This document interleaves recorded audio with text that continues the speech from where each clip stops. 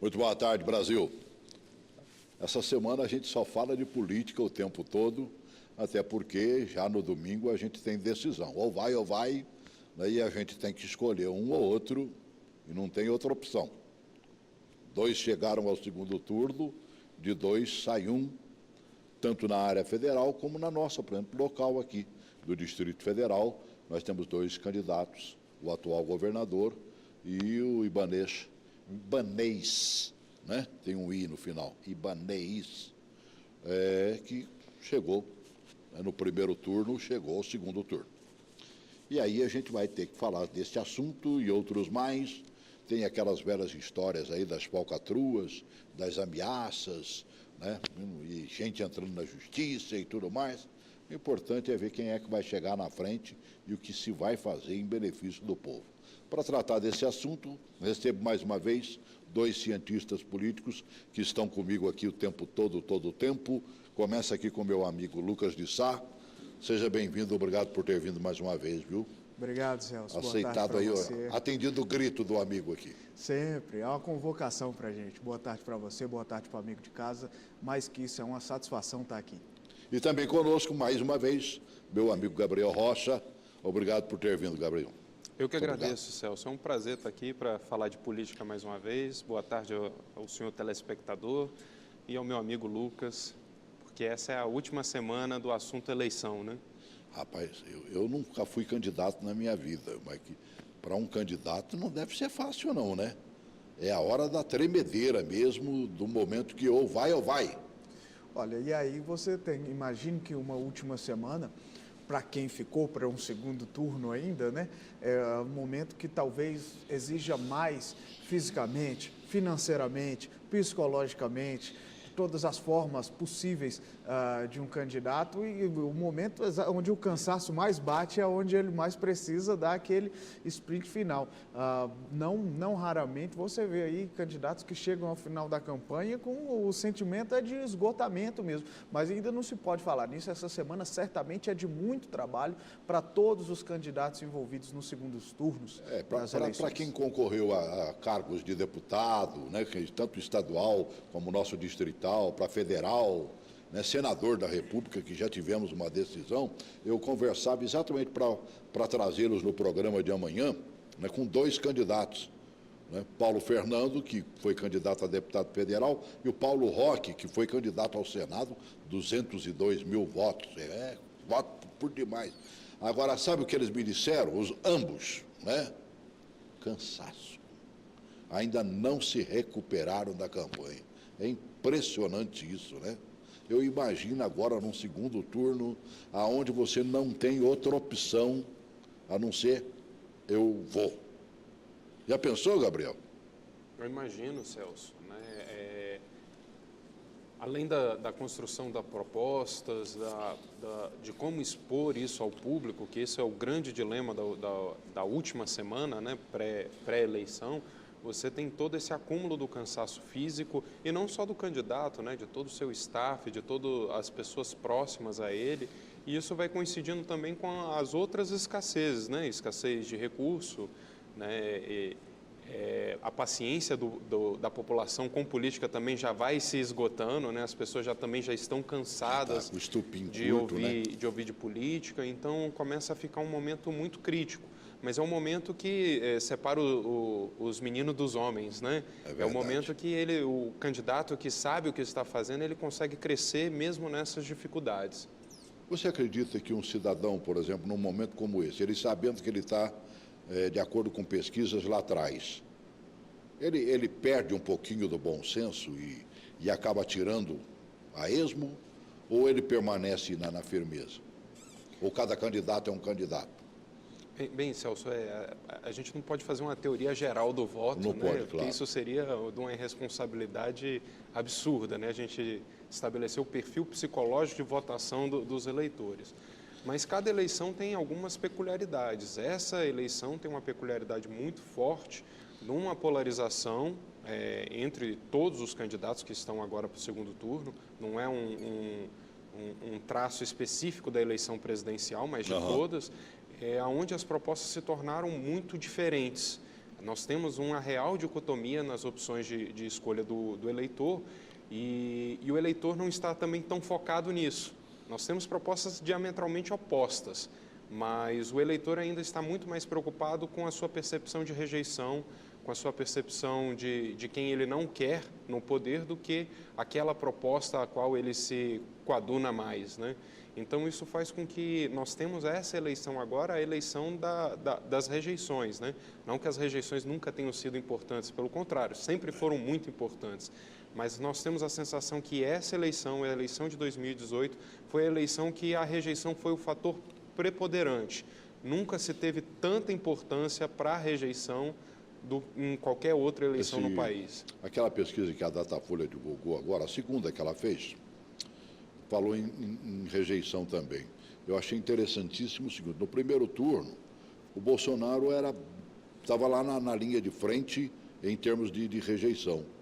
E agora, nesse segundo turno, quem está na linha de frente é o Haddad, né? 54%, enquanto o Bolsonaro tem 41%. Por que uma inversão dessa, Lucas? Olha, Celso, você pode encarar isso de duas formas.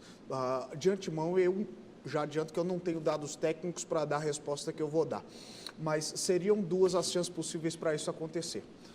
Ou o candidato Bolsonaro conseguiu reverter a rejeição que ele tinha em função do discurso, podia ter mudado propostas, amenizado alguma coisa que gerava um mal-estar em parte da população, ou ele diminuiu este percentual de rejeição por conta própria, ou, na verdade, o aumento de rejeição ao outro candidato é que gerou essa baixa na rejeição dele. Porque imagine você que quase que chegou o momento em que nós íamos ter dois candidatos com mais de 50% de rejeição. E aí, mais de 50% de rejeição para os dois, como é que ia fazer, né? Quase que chegou. Eu faço parte dos que acreditam que, na verdade, foi o aumento da rejeição ao candidato Fernando Haddad e, consequentemente, a rejeição ao PT. Me parece que está muito ligada essa questão da rejeição ao PT, ligada à questão à rejeição do Fernando Haddad, foi que ajudou a minimizar o percentual de rejeição do candidato Jair Bolsonaro. Você é do mesmo pensamento, Gabriel? Eu sou, Celso, porque nós temos, infelizmente, a realidade estatística não permite que se some a rejeição de ambos. Não é factível, né? Então, talvez se a gente fosse fazer uma pesquisa que considerasse esse fator, aí sim a gente poderia ter dois candidatos com mais de 50% de rejeição, mesmo sendo elegíveis. Mas como a pesquisa trata o aspecto da rejeição, separando um candidato do outro, aí sim nós temos um desenho onde tem uma rejeição maior ao PT. Mas isso não quer dizer que a rejeição ao Bolsonaro, estritamente ao modelo dele, seja inferior a 50%. Mas é inferior a 50% em comparação ao PT. Então, nesse aspecto, nós temos novamente, né, redesenhado que o fator da rejeição é muito mais importante do que realmente as opções. E é uma tristeza como cidadão ver isso, porque temos propostas muito claras, né? Inclusive no aspecto do tamanho do Estado, né? Nós temos uma proposta de redução de tamanho do Estado e outra de fortalecimento do tamanho do Estado, né? Isso o eleitor médio não está considerando. Ele está considerando estritamente o histórico de corrupção, o histórico de participação popular e de discurso, né? O que tem sido repercutido como discurso pelos candidatos. Olha, essa pesquisa que nós citamos aqui dessa rejeição, ela foi realizada um pouquinho antes do pega para capar mesmo, né? Do fake news aí, histórias mais e tudo mais. Mas o que eu gosto da pesquisa da Datafolha é porque ela ouve muita gente. Nesta pesquisa, por exemplo, ela ouviu nada mais, nada menos do que 9.137 eleitores em 341 municípios. A aprovação aí, a margem de erro é de 2% para cima e para baixo e a confiança de 95%. Vamos dar uma olhada? Depois a gente vai comentar também uma pesquisa que saiu ontem, na segunda-feira, que é aquela que fazem por telefone e que tem dado certo, batido mais de frente com os números que nós temos visto e vimos no primeiro turno. Coloca essa daí, da Datafolha. Na semana passada, Jair Bolsonaro, do PSL, tinha 58% dos votos válidos, agora tem 59%. Fernando Haddad, do PT, aparecia com 42%, agora tem 41%. Esse cálculo exclui os nulos, brancos e indecisos. Levando em conta o eleitorado total, Jair Bolsonaro tinha 49%, agora tem 50%. Haddad tinha 36%, agora tem 35%. Votos brancos e nulos somavam 8%, agora são 10%. Na semana passada, 6% não souberam responder, agora foram 5% dos entrevistados. Bem, isso aí são os números que a gente viu, saiu parece que na quinta-feira da semana passada, se não me engano. De lá para cá pode ter mudado alguma coisa, mas se bem que eu estava olhando, o BTG Pactual, né, que solta toda segunda-feira junto com o FSB, mostrou hoje, por exemplo, de votos válidos, Bolsonaro com 60 e Haddad com 40, quer dizer, um pontinho a mais. E um cenário parecido com o que a maioria das pesquisas vem mostrando, de outros institutos também, né? Aí nós temos que dar o crédito a quem merece. É verdade que o pessoal da FSB chegou muito mais próximo do resultado real no primeiro turno do que os outros institutos. Apesar de uma metodologia criticada por muita gente, que é a metodologia da pesquisa por telefone. Por telefone. Porque em Mas tese, não é melhor do que ir lá para a rodoviária e pegar 1.000 pessoas lá e entrevistar? Olha, você tem problemas Eu nos estou dois falando de modais, nada né? contra a rodoviária e quem passa pela rodoviária. É que, segundo eu sei, Candidatos pesquisa, estavam ela mandando. tem, quando elaborada, ela tem que ouvir Claro. determinado número de pessoas em tal lugar, outros, né, determinado número em outro lugar. E nisso a pesquisa por telefone vai ter alguma vantagem. Porque, por exemplo, você consegue chegar por telefone ao interior do interior, aonde você não vai mandar um pesquisador. Ao mesmo tempo em que talvez a pesquisa por telefone seja mais frágil, porque você não tem como comprovar se aquela pessoa que está do outro lado tem realmente a idade que tem, a cor que tem, a renda que tem. Enfim, cada um tem o seu problema. Mas o fato é que eles chegaram mais perto do resultado real no primeiro turno do que as pesquisas presenciais. E aí você vê o seguinte, que os últimos dias todos focados na questão das denúncias sobre notícias falsas pela internet, mensagens pagas pelo WhatsApp, o que a gente consegue perceber é que isso não mostra nenhum reflexo nas pesquisas, ou pelo menos nenhum reflexo sondado pelas últimas pesquisas aí, de intenção de voto. Talvez isso possa nortear, inclusive, a forma de agir do candidato Fernando Haddad nessa última semana, já que se falou de fake news durante os 4 ou 5 últimos dias e as pesquisas mostram que isso não teve nenhuma repercussão. Essa dentro da do BTG eleitorado. Pactual houve uma mudança nenhuma. Na verdade, mexeu com um pontinho, né, na semana anterior, na segunda-feira da outra semana passada, o capitão, que é o Bolsonaro, estava com 59. Nesta semana ele pulou para 60. Se as fake news e a história de que ele teria articulado para falar do Haddad e tudo mais tivesse surtido efeito, ele teria caído, não subido, né? E o Haddad, que na semana passada, pesquisa que saiu na segunda-feira e eles ouviram o pessoal no fim de semana, estava com 41 e passou para 40 nesta, Gabriel. E o número de rejeição praticamente continua o mesmo, né? Muda um tiquinho para lá, um tiquinho para cá. Eu estava olhando aqui, ó, o Haddad com rejeição, resultado dessa que saiu na segunda-feira, 52% de rejeição e o Bolsonaro com 38%, dando inclusive um número aquém dos 41 do Datafolha para o Bolsonaro. Bem, Celso, essas pesquisas agora trazem dois elementos muito importantes para a gente analisar. O primeiro elemento é que a nossa análise como cientista político normalmente vislumbra a trajetória. E como de uma pesquisa para outra a gente não tem nenhum dado significativo de alteração da trajetória, aliás, elas estão todas dentro da margem de erro, o nosso principal elemento de análise morreu. A gente não consegue analisar. E isso coloca a gente no segundo elemento, que é o segundo elemento se chegou ao teto de votos de cada um dos candidatos. E tudo nos indica agora que chegou sim, nós não temos nenhum dado concreto, né? A eleição se muda até no dia da eleição, né? Mas o que a gente vê é que apesar de fatos novos estarem aparecendo, e essa denúncia da fake news é uma denúncia seríssima, e ela não afetou principalmente o que se declara como branco e nulo. Ele continua dentro daquela mesma faixa de 15% do eleitorado. E essa era uma denúncia que poderia fazer essa migração agora, desses nulos em brancos, dessas pessoas que estavam indecisas, ter um motivo para se decidir. Isso não se alterou. Então, o fator da denúncia não teve nenhum impacto até o momento. Pode ser também que não tenha tido tempo hábil ainda de trabalhar isso com o eleitor, mas nos parece que chegamos ao teto, né? Que a faixa da eleição do Haddad chegou no teto de 40% e do Bolsonaro de 60%. Então, a gente teria essa margem de um para o outro de 20% que daria realmente essa certeza hoje, né, pelo menos hoje, né, até o dia da eleição tudo pode mudar, mas de que o Bolsonaro conseguiria fazer essa vitória com bastante folga, porque 20% é muita coisa. É muita diferença, né? Seria a soma dos votos da Marina, do Haddad e do Alckmin juntos, daria essa diferença, né, de figuras de certa expressão. Voltemos ao BTG Pactual, que eu achei interessante outros números que eles apresentaram.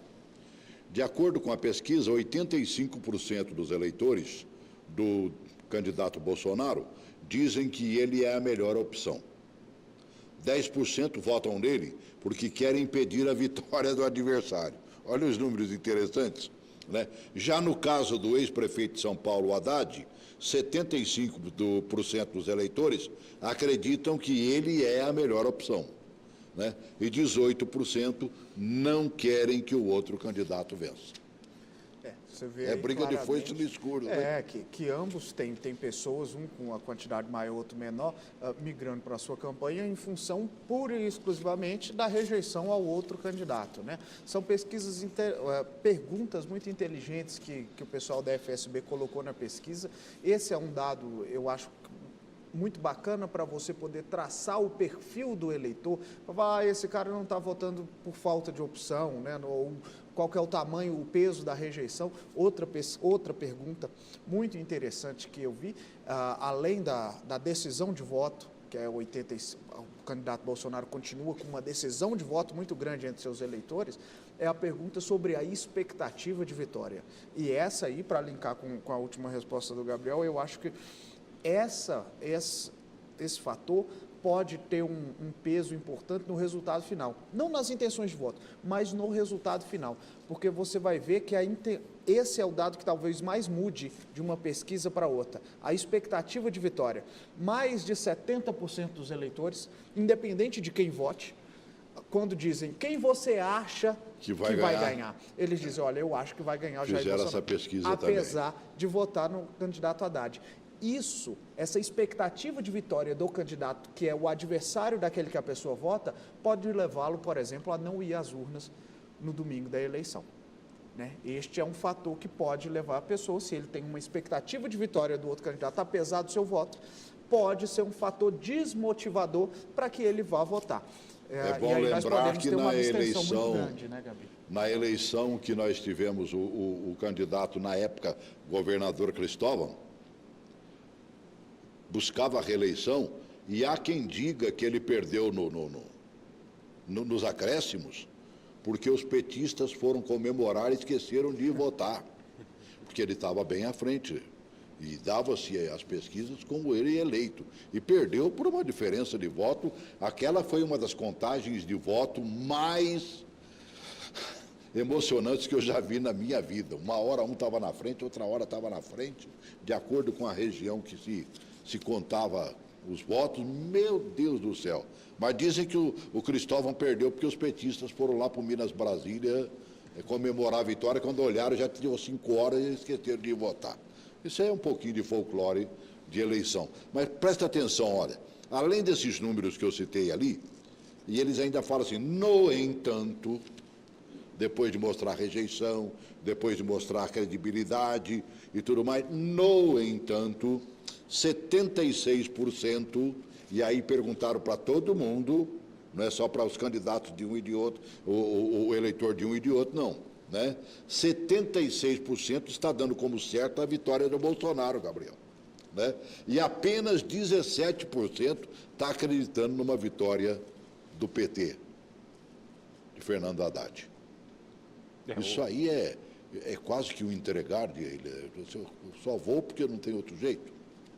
Bem, Celso, não faz parte da construção da democracia a existência da dialética, né? É necessário que se tenha embate. E quanto mais embate se tem, melhor é para o Partido dos Trabalhadores. O atual cenário, tudo indica que o Partido dos Trabalhadores não alcançará o cargo da presidência da República. Mas hoje o que está mais à disputa deles não é necessariamente esse cargo, e sim a sua consolidação como principal partido de oposição ao governo Bolsonaro. Verdade. E isso é inestimável para a existência do partido, né? Nós vivemos uma dicotomia no país, onde o PSDB e o PT polarizaram as últimas eleições.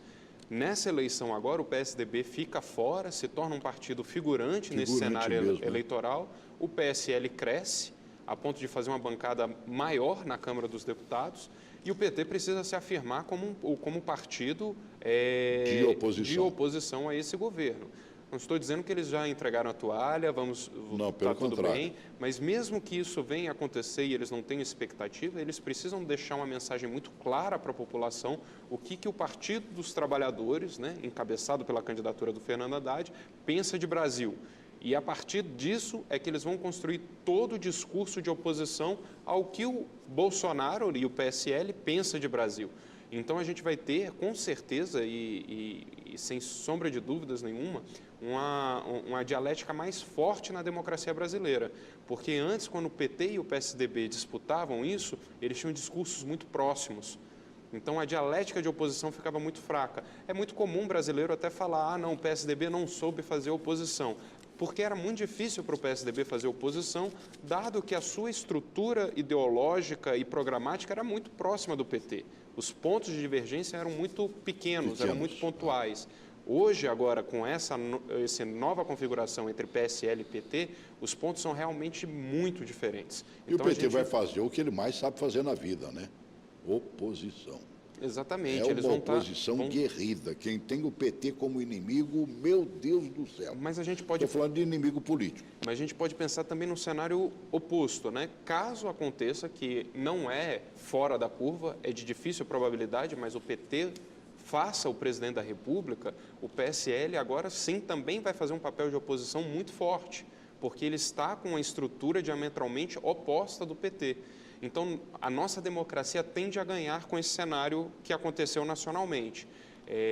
Mas aí vem os dilemas de governabilidade, né? Que aí a literatura da ciência política no Brasil é muito extensa, porque o Brasil é muito atípico, né? A gente vive esse presidencialismo de coalizão. Então, a gente vai ter também uma reconfiguração do modelo de governabilidade brasileiro.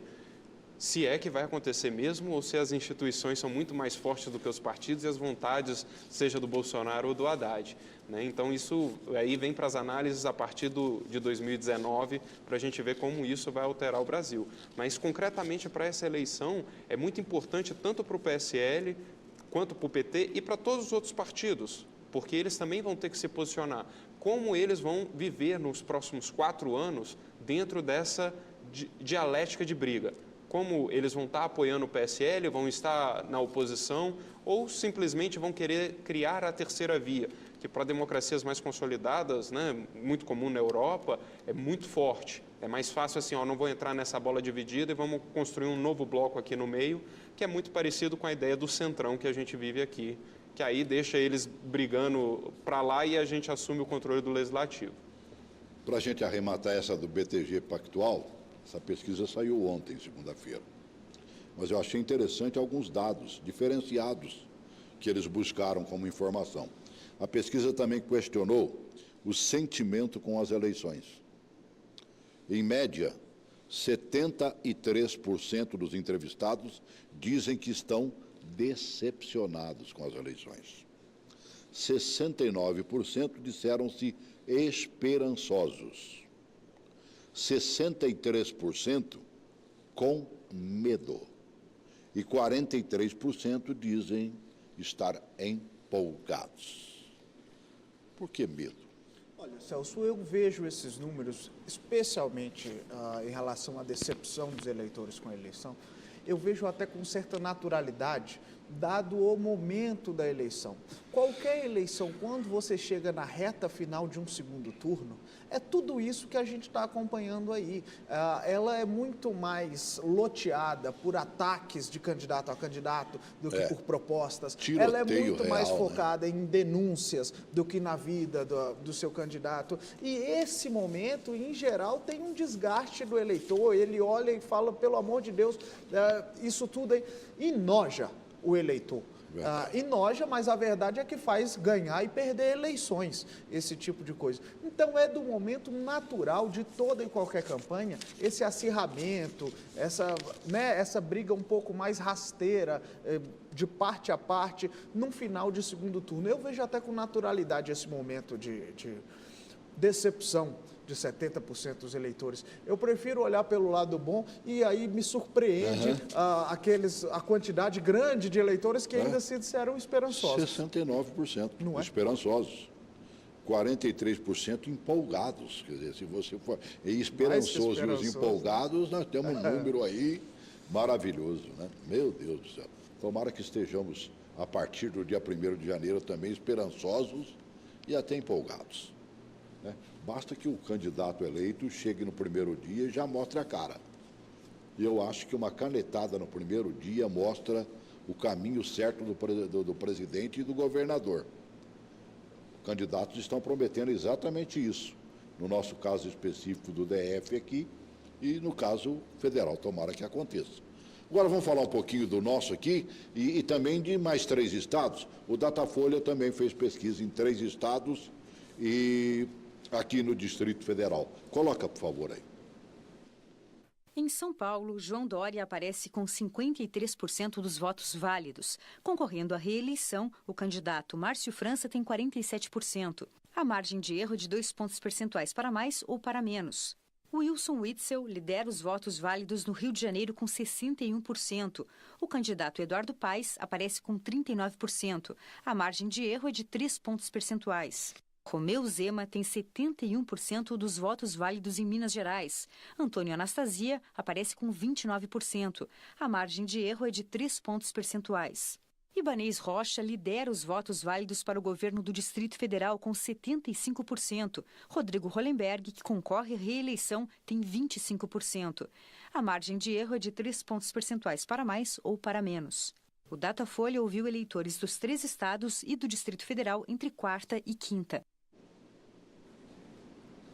Vamos começar por aquele onde o embate está realmente pau a pau, né? Na margem de erro ali estão empatadíssimos, né? Que é o estado de São Paulo. O atual governador, que assumiu depois que o Alckmin deixou o governo, não é isso?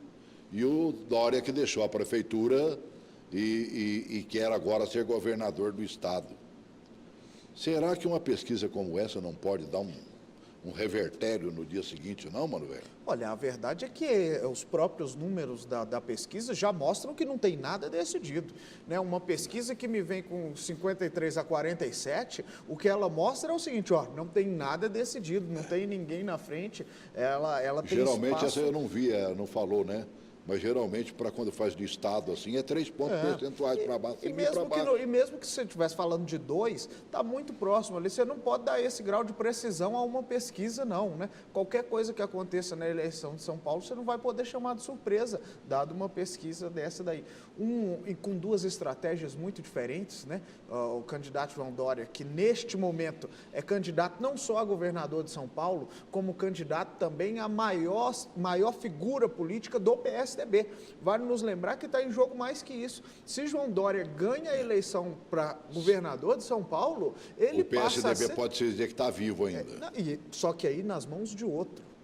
Né? A gente tem que imaginar que ele passa a ser o maior tucano com mandato no país. Afinal de contas, Aécio Neves vira deputado federal, Geraldo Alckmin fica sem mandato, né? E ele passa a ser governador do maior estado do país. Isso eleva o patamar dele dentro do partido. E isso foi o que gerou esse racha no PSDB paulista que a gente está vendo aí, inclusive com prefeitos do PSDB apoiando Márcio França, fatos que eu tenho certeza que têm ajudado muito na campanha do atual governador Márcio França, assim.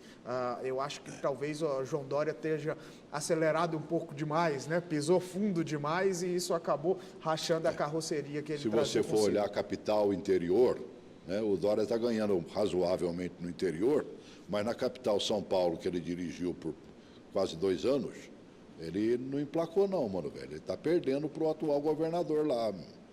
Então, e aí, isso aí pode ter um revertério, não pode ter, não? E olha que muita gente que se diz eleitor lá na capital faz questão de continuar votando no interior quando volta para lá, viu?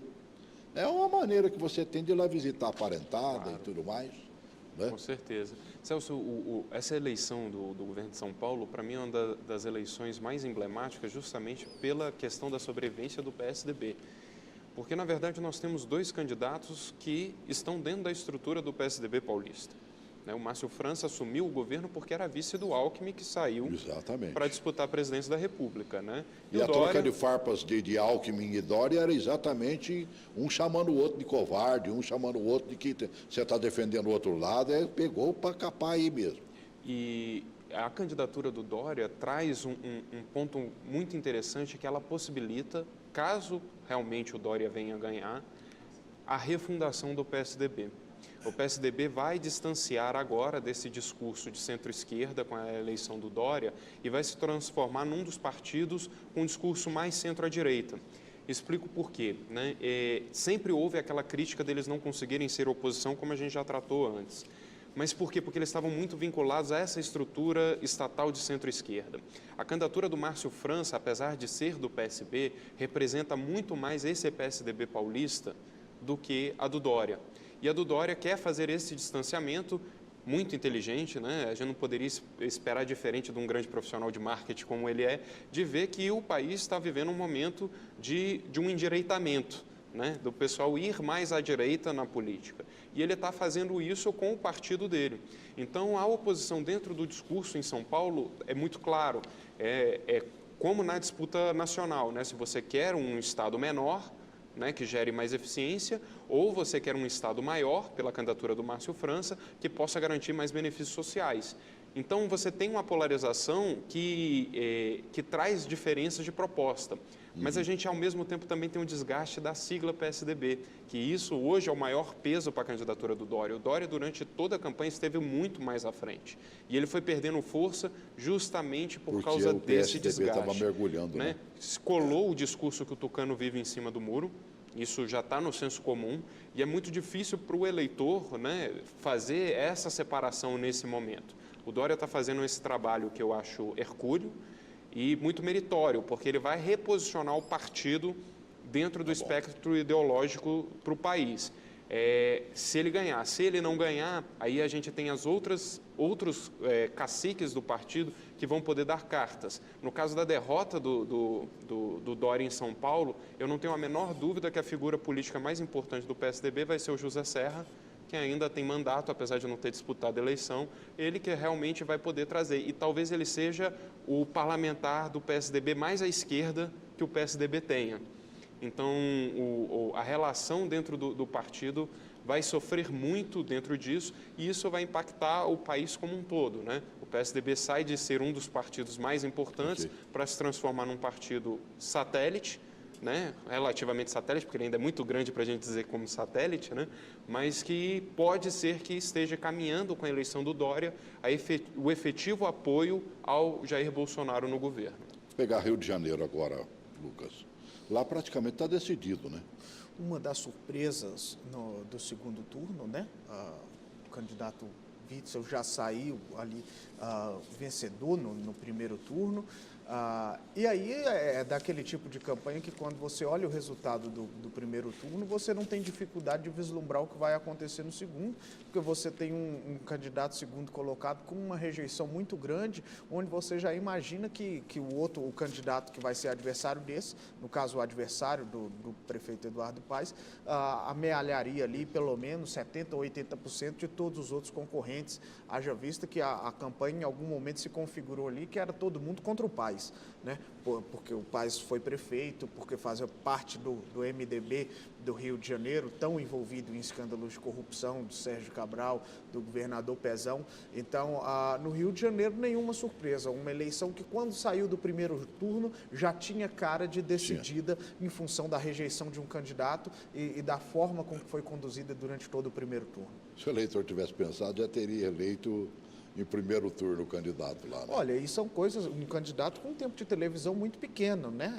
A gente vale lembrar, é diferente daqui de Brasília, que o Ibanez, apesar de desconhecido, dispunha de um tempo de televisão muito maior, grande. Não inclusive. foi o caso do juiz Wilson Witzel, não. Minas Gerais, comenta aí, Gabriel. Bem, Minas Gerais, a gente vê o crescer de uma figura nova na política, né? Isso é muito interessante, e concorre com a Anastasia, e o Anastasia foi um governador extremamente bem avaliado enquanto governador. Então, os dados, quando você olha o número sem uma análise do que está acontecendo, você fala, pô, o eleitor de Minas está meio confuso, né? Porque o Anastasia saiu do governo de Minas Gerais com níveis de aprovação altos. Foi muito bem avaliado. Ele liderou por muito tempo as pesquisas lá, né? Só que, e esse é um elemento de análise do próprio Lucas aqui, né? O eleitor não ficou sem alternativa de voto, né? Porque o que sobrou eram os votos do Pimentel, né? O eleitor do PT não votaria jamais no Anastasia. Então, a gente também acaba tendo um desenho fácil de ser desenhado, novamente pela rejeição, né? O eleitor do Pimentel, que seria a queridinha dessa eleição, ele, apesar de ter muito mais proximidade ideológica com o PSDB, mas eles têm uma rivalidade histórica muito maior. Então, jamais apoiariam, então o eleitor tende a buscar uma nova alternativa, também fazendo ser um cenário relativamente fácil de previsão. Chegamos ao Distrito Federal. E agora? O Distrito Federal também chega a ser... meu Deus do céu, 75 a 25, né? Mostra aí, ó, no Jornal de Brasília. Aliás, vamos honrar, né? O Datafolha, na área do presidente, quem encomendou a pesquisa foi a poderosa TV Globo, pagou, né? A Folha de São Paulo chegou junto, devem ter dividido as despesas, e nós temos que honrá-los, né? Com certeza. Mas está todo mundo usando e a gente usa também. Brasília, tem uma mudança nisso?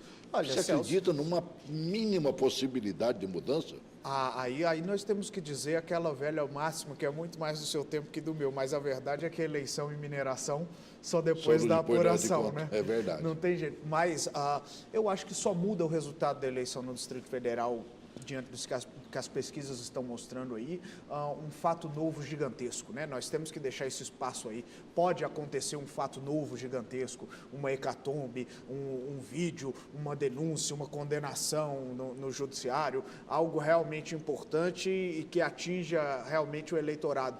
É a única forma que eu vejo que esse jogo poderia ser mudado. Do contrário, o candidato Ibanez será realmente eleito com alguma facilidade, numa campanha que o primeiro turno já mostrava. Você lembra que em algum tempo nós tivemos 4 ou 5 candidatos disputando vagas no segundo turno, e em toda e qualquer simulação do segundo turno, o governador Rodrigo Hollenberg perdia, e perdia por conta da sua rejeição.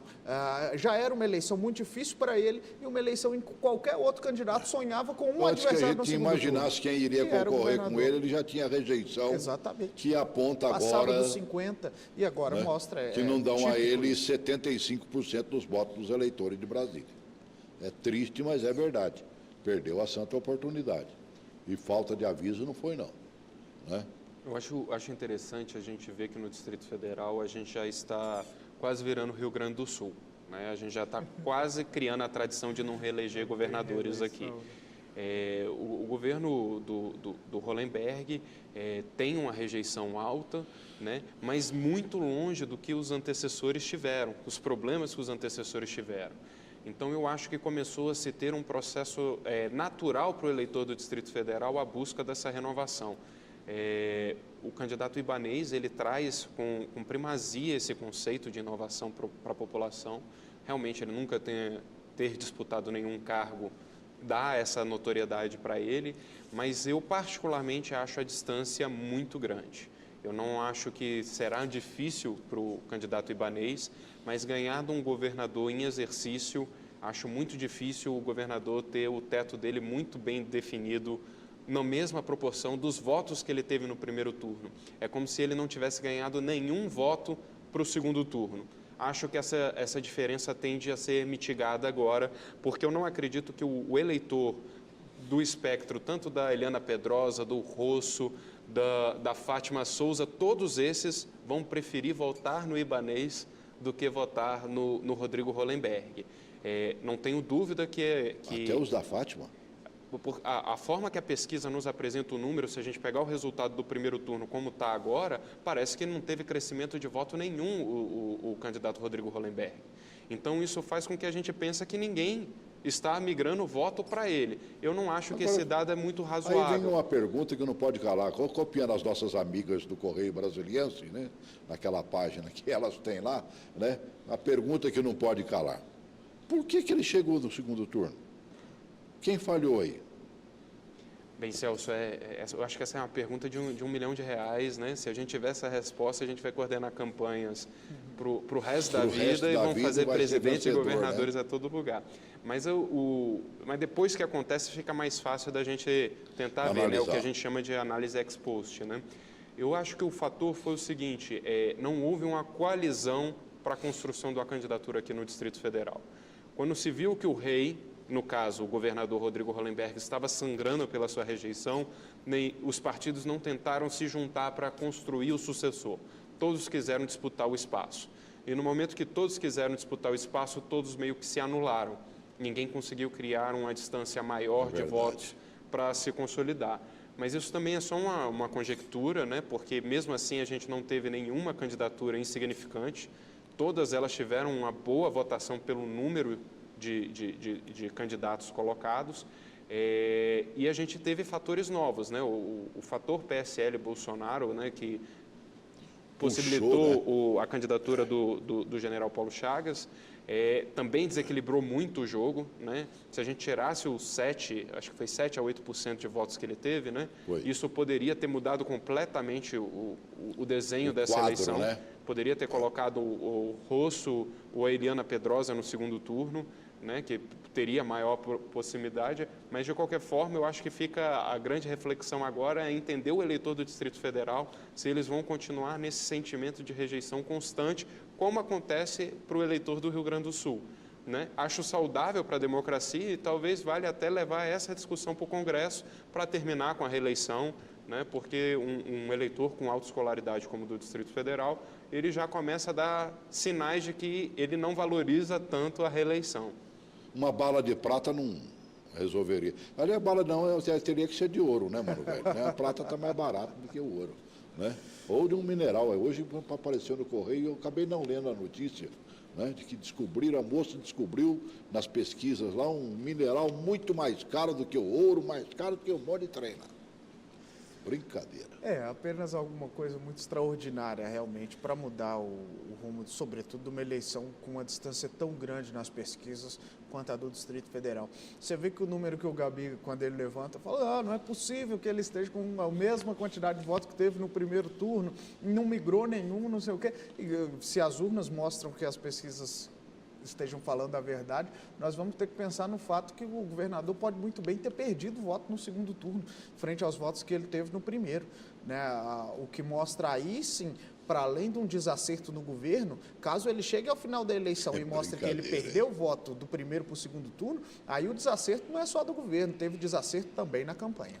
Eu acho que uma das coisas que nós temos mais que nos prevenir nesse momento agora, e eu estou falando que já vimos acontecer agora na campanha para presidente da República, as notícias falsas rodopiando à torto e à direito e sendo reaplicadas, e o que é muito comum a gente ouvir as pessoas dizer, eu recebi e joguei para frente. Depois é que eu fui descobrir que o negócio era falso. A gente tem que analisar mais. E no caso específico de Brasília, eu tenho ouvido uns papos aqui que eu não tenho nem coragem de contar a metade da metade que eu já ouvi. Se isso vem a público, né, através das redes sociais, pode trazer mentiras escandalosas que pode reverter uma eleição.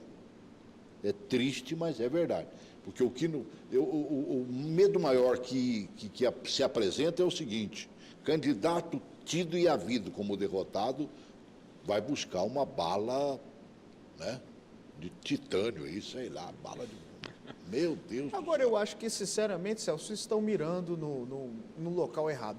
Não é. Hoje nós temos as redes sociais, você tem o WhatsApp no seu celular e só se fala em notícia falsa pelo WhatsApp e pelo Facebook. Mas isso já acontecia antes das redes sociais. Quem não se lembra de eleições em Brasília onde os muros de escolas amanheciam pichados, com não sei quem é homossexual, ou coisas desse tipo? Esse tipo, eu até não gosto.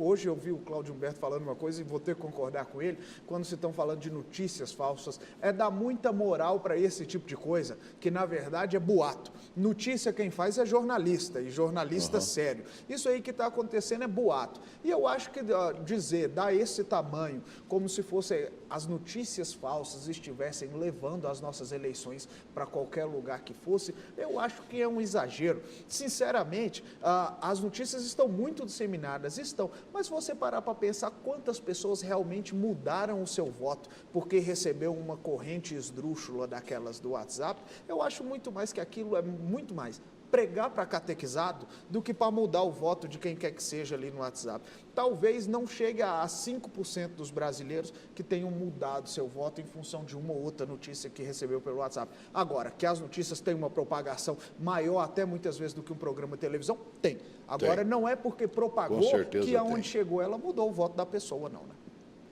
É muito complicado, né? Eu acho um fator bem interessante da gente analisar, porque isso é o fator novo hoje em eleição no mundo todo, né? Teve as mesmas denúncias na eleição do Trump, e o que a gente vê é que as redes sociais, elas têm em seu algoritmo a reprodução, porque o intuito dela é de mercado, é reproduzir aquilo que você tem interesse. Então, você entra num site lá para comprar uma passagem aérea, volta e meia vai aparecer propaganda para você de passagem aérea. Claro. Da mesma forma, os assuntos políticos. Não necessariamente vai ser em propaganda, mas a rede social entende que você é um eleitor, por exemplo, do Bolsonaro, e tudo que for citar o Bolsonaro, aquilo vai aparecer em destaque para você.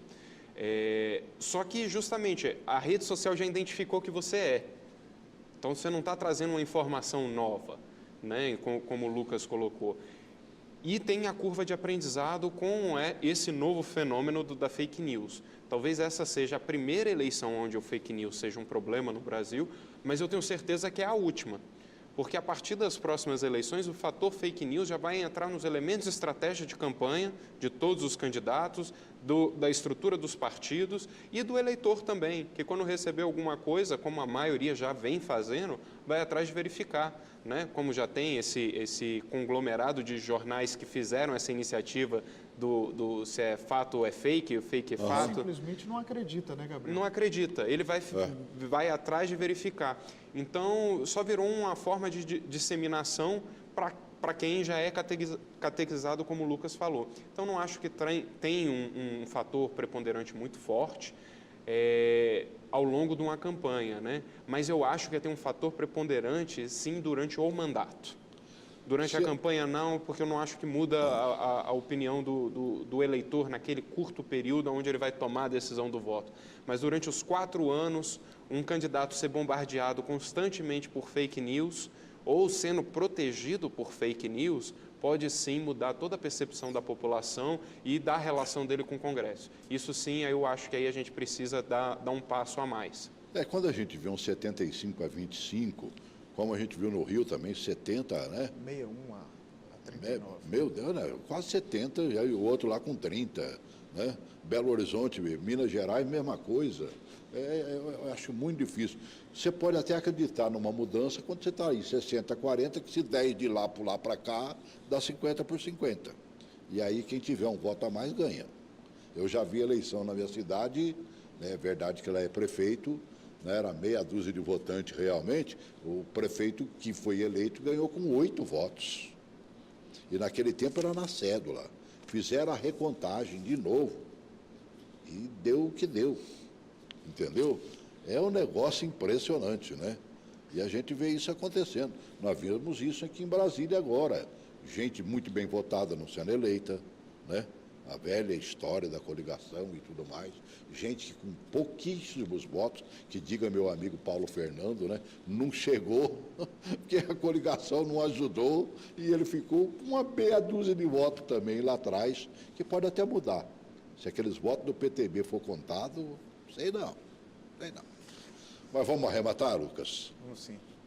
Eu acho que nós não vamos ter esse cenário aí de uma decisão por poucos votos, eu acho que não fará parte da apuração no âmbito nacional, nem da gente aqui de Brasília. Eu acho que nós temos, se não houver um fato novo, vai ter sempre que ter esse parênteses até semana que vem. Sim. Mas sem um fato novo, eu acho que nós temos eleições muito bem definidas, tanto para o Distrito Federal, quanto no âmbito nacional. Eu acho que nós vamos ter disputas em alguns estados como São Paulo, uma disputa apertada, Rio Grande do Norte, uma disputa apertada.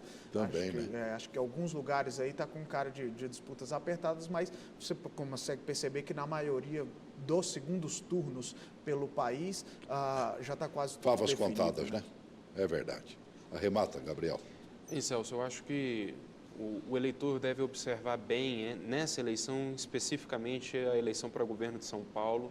Eu acho que é a eleição mais importante que a gente tem agora, porque ela vai dar uma nova configuração para a estrutura do PSDB e, consequentemente, das relações de poder dentro do país. Né? É óbvio que a eleição para presidente é um cargo mais importante, todo mundo vai estar de olho, mas agora a gente vai conseguir ter um novo desenho a partir disso daí, de quais são as composições de força que vão compor o novo governo. Então, que o eleitor não perca a oportunidade de ver também, independente da sua região, como vai ser a eleição em São Paulo. Olha, sinceramente, eu vou repetir o que os meninos já disseram aqui. Já meninos têm a idade dos meus filhos, né? São até mais novos do que alguns dos meus filhos. Seguinte, eleição a gente só sabe do resultado depois que contaram os votos. Você já viu pesquisa errando por aí. Então, creia no seu candidato. Se você gosta do Haddad, vota no Haddad. Se você gosta do Bolsonaro, acha que ele fará um melhor governo, vote no Bolsonaro. E a fidelidade do voto também conduz alguém a ganhar uma eleição. Aqui, especificamente em Brasília, você acha que o Hollenberg fez um bom governo, ou pelo menos nesse momento final está mostrando que começou a governar e que pode fazer 4 anos melhor? Vote no Hollenberg. Se você acredita que há uma necessidade de mudança, como a maioria, segundo a pesquisa mostra, 75%, que haja essa mudança. Mas vote no candidato que você confia. Agora, acima de tudo, vote. Mesmo achando que seu candidato será derrotado. Não vote em branco, não. Não anule seu voto. Isso é atraso de vida. É deixar que os outros decidam por você. Meninos, vocês estão convocados, eu não sei se o Gabriel vai poder, mas para segunda-feira a gente conta o programa ao vivo aqui. Dá um jeitinho, tá bom? Tentar. Para a gente falar do resultado das eleições. Principalmente nesses estados onde o voto vai ser contado par e passo. São Paulo, que eu diga, você citou alguns do Nordeste também, e vai ser bom demais. É o que dá realmente alegria de ver uma contagem de votos. Grande abraço.